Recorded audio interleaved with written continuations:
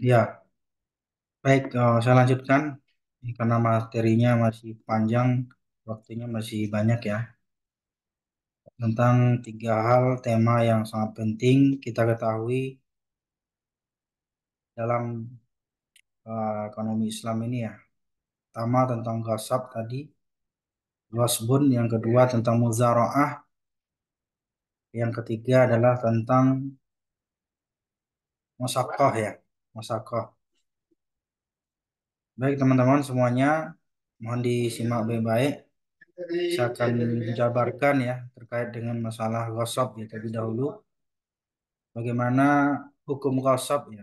Ghasab itu kan artinya merampas barang, merampas barang orang lain, merampas barang orang lain. Jadi kalau kita lihat dalam salah satu kitab ya, Matan Takrib ya, diartikan ghasab itu waman ghasaba malan li ahadin ya lazimahu radduhu ya. Kemudian artinya barang siapa yang merampas harta orang lain atau ghasab maka dia wajib mengembalikannya ya. Makanya kalau ada orang yang mengambil atau menguasai harta orang lain dengan cara paksa, maka salah satu penyelesaiannya adalah dengan cara mengembalikan mengembalikan harta itu kembali, mengembalikan barang itu kembali ya. Nah, kemudian masa perampasannya itu misalnya di masa dia mengambil harta orang itu rusak misalnya. Kalau rusak ya maka dia wajib mengganti ya dengan barang yang serupa.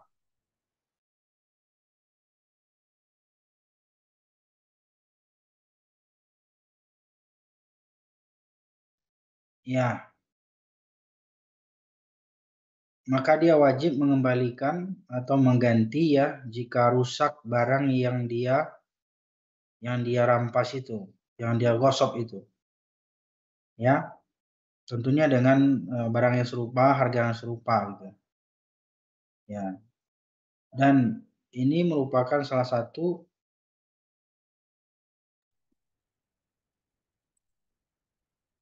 ya baik, saya terlempar terus nih keluar nih. Ya, penjelasan gosok itu berarti kan mengambil sesuatu tanpa izin ya. Em, atau merampas hak milik orang lain gitu. Namanya merampas ya. Tentu merampas ini dengan cara-cara pengambilan itu dengan zolim ya. Dan yang menariknya adalah dengan terang benderang, dengan terangan gitu, terang-terangan.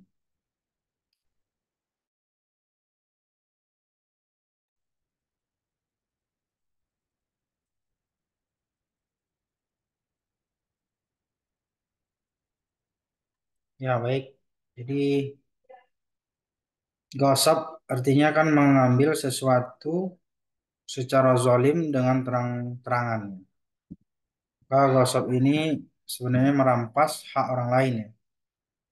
Ya, wa man ghasaba malan li ahadin lazimahu radduhu. Barang siapa yang merampas harta orang lain atau ghasab tadi maka dia wajib mengembalikannya.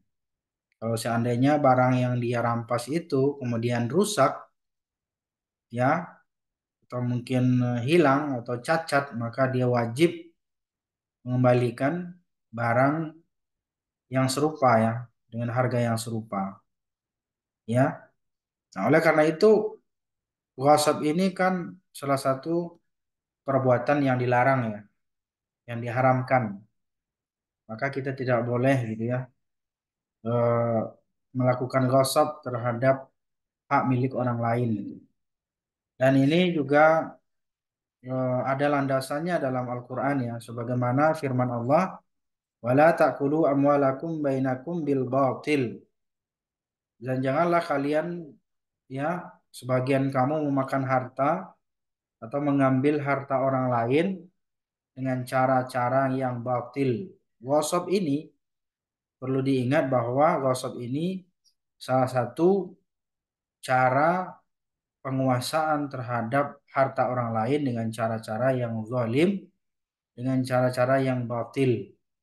Ya, maka ini dilarang oleh Allah Subhanahu wa taala. Apalagi dengan tadi diartikan sebagai merampas ya, merampas hak orang lain, kemudian memakannya, menguasainya dengan cara-cara yang zalim, dengan cara-cara yang batil, maka ini termasuk daripada memakan, kategorinya memakan harta haram ya, karena mengambil harta orang lain dengan cara-cara paksa.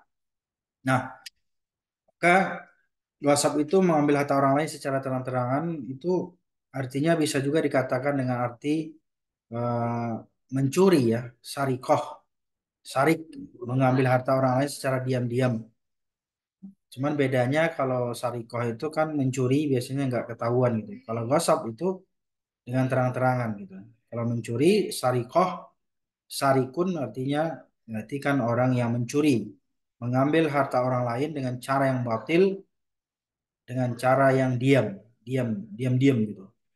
Jadi artinya ghasab dan sarikoh itu sama ya. Ghasab dan sarikoh itu pada prinsipnya sama dan hukumnya sama juga, sama-sama haram, sama-sama dosa besar.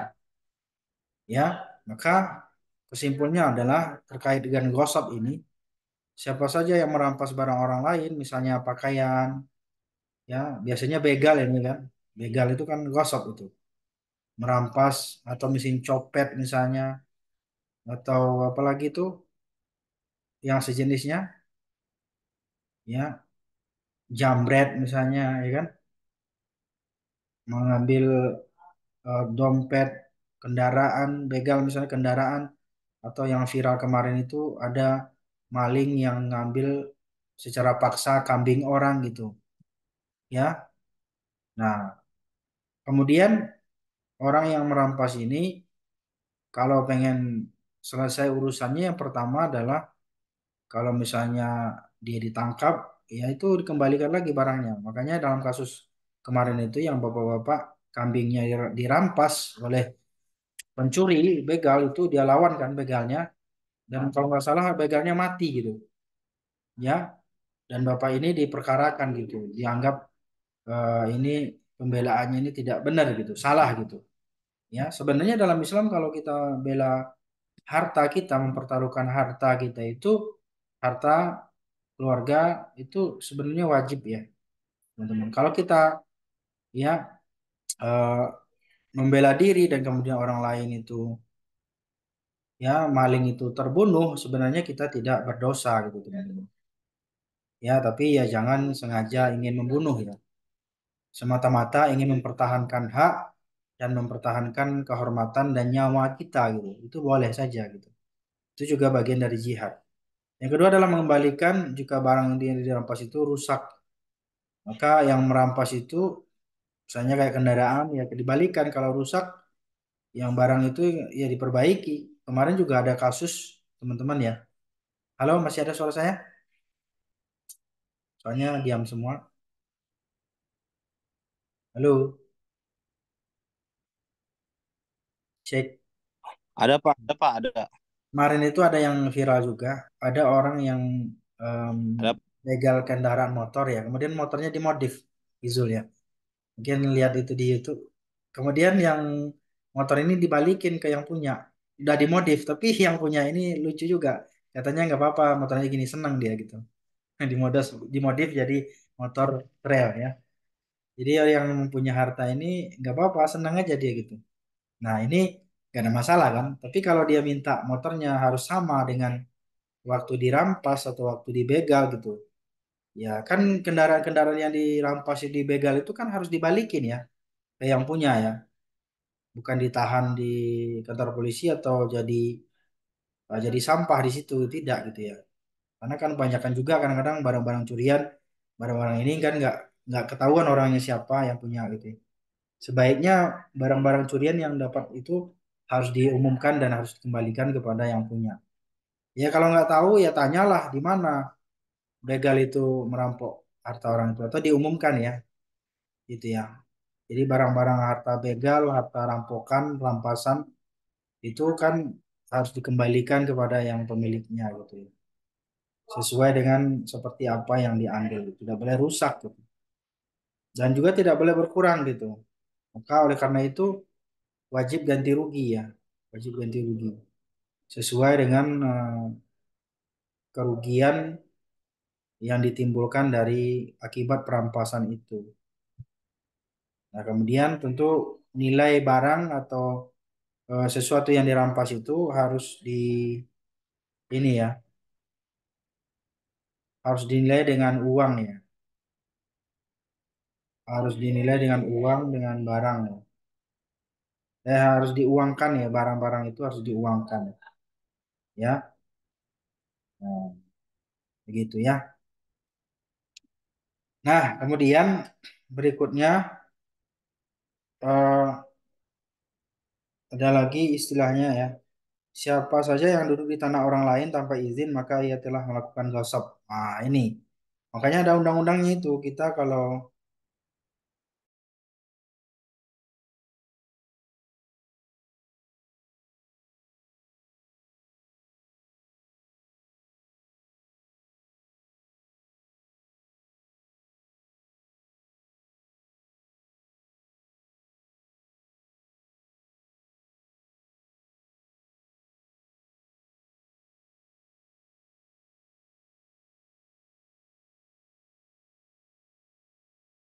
ya, baik. Kita lanjutkan. Ini sinyal nih hilang-hilang muncul. Terus, jadi itu ya. Jadi orang-orang yang merampas itu bukan hanya merampas secara utuh ya, atau secara keseluruhan, tapi juga seseorang yang misalnya menduduki lahan atau tanah orang lain gitu ya tanpa izin itu juga termasuk ghasab gitu. Dia telah melakukan ghasab gitu. Maka oleh karena itu ya orang-orang seperti itu juga akan eh, kena sanksi hukum sebenarnya ya. Undang-undang negara kita ya siapa saja yang menduduki ya apalagi sudah jelas di situ ada tulisannya dilarang gitu ya berkebun atau dilarang memasuki area ini gitu ya. Itu mereka mendapatkan perlindungan gitu, ada undang-undangnya gitu. Maka tidak boleh gitu. Seseorang itu menduduki atau menggunakan lahan seseorang atau tanah tadi tanpa izin gitu ya. Kenapa hal demikian? Karena itu termasuk perbuatan ghasab juga, ya, perampasan gitu. Kemudian siapa yang mengambil barang dari orang yang merampas, lalu ia kembalikan kepada pemiliknya, maka ia bukanlah ghasab. Nah, ini seperti pahlawan lah ya. Misalnya ada si A dirampas hak miliknya, si B yang merampas si B, kemudian si C membantu gitu, merampas lagi gitu ya. Ya, kemudian si C ini tidak termasuk orang yang gosip ya, karena dia merampas kembali ya, membantu temannya atau saudaranya gitu ya, supaya kembali lagi barang-barangnya atau harta yang dirampas itu nggak masalah itu. Jadi si A tadi dirampas oleh si B, kemudian si C merampas lagi ke si B gitu. Kemudian hasil rampasan C ini dikembalikan ke A karena A yang punya harta yang dirampas itu. Misalnya tanah si A punya tanah kemudian dirampas oleh si B atau dikuasai oleh si B tanpa hak gitu ya, dengan paksa gitu, maka kemudian si C datang membantu ya untuk mengambil kembali lahan itu, barang itu kemudian dikembalikan ke A. Nah, ini perampasan yang dilakukan oleh si C ini itu tidak termasuk ghasab karena dia merampas barang rampasan kemudian dia kembalikan kepada pemilik yang sebenarnya. Ya, jika si perampas mengklaim bahwa barang rampasan itu rusak dan tidak disebutkan penyebab rusaknya, maka perkataan si rampas dibenarkan. Ya, nah, jika perampas bersumpah nilai barang yang dirampas menjadi rugi dan diserahkan kepada si pemilik sebenarnya. Nah, kemudian apalagi jika perampas dan pemilik berselisih mengenai harga barang yang dirampas setelah barang tersebut rusak, maka si pemilik barang hendaklah mendatangkan bukti. Nah, maka si pemilik barang hendaklah mendatangkan bukti ya kalau memang misalnya barangnya itu misalnya betul-betul setelah dirampas itu ada kerusakan gitu ya. Ada kerusakan dan ada kerugian di dalamnya. Harus ada buktinya juga, didatangkan bukti. Jika tidak ada bukti, maka sudah dibenarkan sumpah dari si perampas karena hukum asal si perampas bebas dari kewajiban memberikan tambahan. Nah, oleh karena itu pentingnya kita itu juga ya pentingnya kita mengarsipkan ya barang-barang harta benda yang kita miliki sehingga tidak merugikan nanti, tidak merugikan dari kita, terutama ini teman-teman yang kita apa namanya yang memiliki harta yang banyak misalnya di sana sini gitu. Nah itu yang pertama, yang kedua mengenai muzaraah ya. Muzaraah ini tadi juga sudah disampaikan. Apa itu muzaraah? Kita akan diskusikan lagi ya mengenai muzaraah ini. Karena ini menjadi hal yang sangat penting kita fahami dalam ekonomi Islam. Muzaraah dan masakah atau masakah dan muzaraah. Kalau kita lihat ya makna muzaraah ini poin yang kedua. Muzaraah kan artinya secara bahasa zaraah yang berarti bercocok tanam ya. Atau muzaraah ini bisa juga diartikan melemparkan benih dan jika dimaknai secara hakiki adalah pengelolaan atau penanaman ya, penanaman benih ya. Nah, maka secara istilah muzaraah adalah perjanjian untuk pengelolaan lahan pertanian dari pemilik lahan dan penggarap dengan bagian imbalan tertentu ya saat panen gitu. Ini bisa juga sih kayak muzaraah ini menggunakan akad mudharabah gitu ya. Hmm. Nah, kalau kita lihat muzaraah ini sebenarnya adalah kesepakatan antara pemilik lahan dengan petani penggarap gitu. Ya, jadi lahan ini ada sebuah lahan kemudian eh, mereka ini antara yang pemilik dan penggarap itu bersepakat gitu. Kemudian nanti kalau udah panen itu mereka akan membagi hasil gitu ya, membagi hasil atau upah gitu ya, atau imbalan ya tertentu sesuai dengan kesepakatan. Ya, benih yang ditanam oleh penggarap harus disediakan oleh pemilik lahan, sedangkan pengelolaan sampai masa panen ditujukan kepada penggarap. Ini juga ada ayatnya surah Az-Zuhruf ayat 32 ya. Ahum yaqasimuna rahmata rabbik. Nahnu qasamna bainahum ma'isyatahum fil hayatid dunya. Jadi intinya adalah bahwa Allah Subhanahu wa taala itu berfirman, apakah mereka yang membagi-bagikan rahmat Tuhanmu? Kami telah menentukan antara mereka penghidupan dari dunia. Nah, intinya adalah bahwa muzaraah ini boleh dilakukan ya asal ada akad dan kesepakatan antara dua belah pihak yang yang baik pemilik tanah maupun sebagai petaninya atau penggarapnya. Jangan sampai nanti tiba-tiba menggarap tanah orang lain gitu ya. Kemudian pas sudah selesai mau panen baru ngomong gitu. Itu sama kayak gasap juga nanti. Mirip kayak yang tadi ya. Nah itu. Jadi ini menjadi hal yang sangat penting kita cermati ya dalam ekonomi Islam. Ya. Nah, kita lanjutkan lagi bahwa syarat muzaraah ini pertama adalah berhubungan dengan orang yang berakad. Orang berakad itu ya dewasa ya, mumayyiz bisa membedakan antara yang hak dan yang batil, benar dan salah.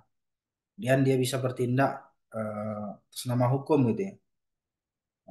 Kemudian juga apa namanya orang-orang yang berakad itu dia yang orang yang udah dewasa ya, balik dan berakal gitu. Kemudian juga ada berhubungan dengan benihnya ya, dengan benihnya ini. Sedangkan rukunnya muzaraah ini ada tentu ijab kabul ya.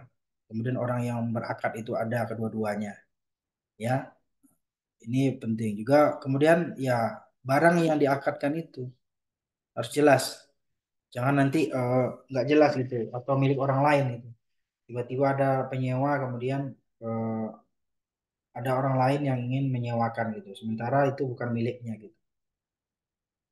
Ya, jadi harus betul-betul miliknya ini milik sempurna gitu ya. milik sempurna, milik utama gitu ya. Nah, kemudian juga pengelolaannya harus jelas gitu ya. Jangan nanti eh, muzaroahnya itu untuk nanam ganja misalnya. Ini bahaya juga ya. Atau barang-barang yang berbahaya atau untuk jadikan gudang bikin sesuatu yang buruk lah gitu. Atau tadi tanaman-tanaman yang berbahaya atau yang membahayakan. Nah, kemudian nanti barulah ya apa namanya hasil panen itu dibagi pembagiannya itu sesuai dengan akad. Apakah 50-50, apakah 50-60-40 ya? Ya tergantung gitu ya. Intinya adalah kerjasamanya itu harus betul-betul di awal dijelaskan gitu. Kapan berakhirnya akadnya? Ya berakhir akadnya ketika sudah panen dan pembagian hasilnya sudah ini ya, sudah terlaksana. Atau mungkin telah habis masa berlaku akad. Secara otomatis itu ya, ketika habis panen itu waktu panen, kemudian mungkin mengundurkan diri atau mungkin memindahkan ya ke petani lain gitu ya, take over misalnya, bisa juga. Nah, ya jadi misalnya dia nggak mampu atau sakit dipindahkan ke petani yang lain. Berarti kan perlu dijelaskan lagi itu akadnya yang baru gitu ya. Nah, kemudian ada lagi salah seorangnya meninggal dunia misalnya. Nah, itu ya nggak bisa lagi namanya udah meninggal dunia ya. Nah, berarti secara otomatis batal akadnya atau selesai. Yang ketiga adalah musakoh atau masakoh. Arti masakoh itu kan ya artinya sakai artinya dimaknai dengan penyiraman atau pengairan mendapatkan maslahatan peroleh imbalan dari hasil lahan dikelola. Masakoh ini ya istilahnya perawatan lah ya, menyiram dan kemudian menjanjikan bila pohon yang diserahkan itu dirawat itu dipanen kemudian ada manfaatnya, kemudian yang mengelola itu mendapatkan imbalan. Ini teman-teman ya. Nah, Sako ini sebenarnya ya bertanggung jawab ya, seorang petani misalnya bertanggung jawab dengan tanaman ya, bagaimana kelanjutan tanaman itu, penyiramannya, pemeliharaannya, pupuknya ya. Dia orang yang melihara lah pokoknya, melihara dari kebun tersebut. Landasannya juga ada dalam Al-Quran surah Al-Maidah ayat 2 ya. Wa idza halaltum fastadu wa la yajrimannakum syana'anu qaumin an saddu 'anil masjidil haram sampai akhir. Intinya adalah bahwa Allah SWT memerintahkan kita saling menolong ya dengan kebaikan. Kita juga uh, ini kan intinya kan ini ta'awanu lil birri wa taqwa wa la ta'awanu lil ismi wal 'udwan. Jadi intinya kita saling tolong menolong ya dengan kita memberikan pengairan kepada orang lain, kepada petani ya, untuk menyirami tanamannya sehingga berbuah panen, maka itu termasuk pada pertolongan juga atau tolong menolong. Syaka itu juga memiliki rukun ya, ada ijab kabulnya antara dua orang itu ya. Kemudian ada orang yang bertransaksi, kemudian lahan perkebunan, tanaman itu bagian dari objek musyarakahnya. Kemudian kegiatan usaha yang dipraktekkan oleh pengelola lahan.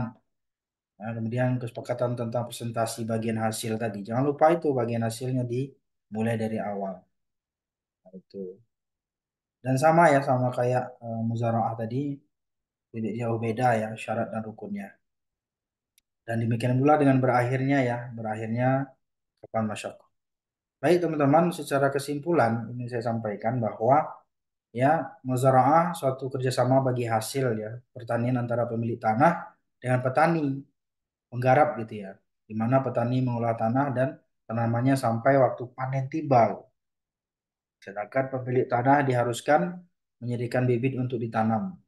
Apabila telah tiba masa panen, maka hasil panen dibagi gitu ya, sesuai dengan kesepakatan pada akad yang pertama, awal perjanjian itu.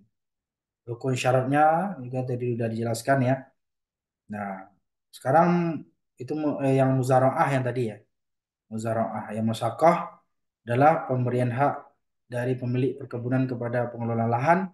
Di dalamnya sudah terdapat objek untuk dirawat, diairi dan dipanen. Seperti eh, seperti tanaman berbuah ya. Ini tanaman berbuah nih. hasilnya nanti dibagilah imbalannya sesuai dengan kesepakatan ya, dengan orang yang punya lahan dengan orang yang menggarapnya gitu. Nah, dalam masako ini terdapat kepada dua hukum ya, yakni hukum sahih dan fasid. Sahih itu kan sah ya, sementara fasid itu yang rusak. Demikianlah barangkali ya diskusi kita tentang ghasab, muzaraah dan masakah. Ini sangat penting sekali karena ada kaitannya dengan tiga hal ini, berkaitan pelaksanaannya juga ya, berkaitan dengan lahan misalnya, perampasan hak milik, tanah dan lain sebagainya. Barangkali itu saja. Ada pertanyaan yang lain? Bagaimana? Tidak ada? Ya.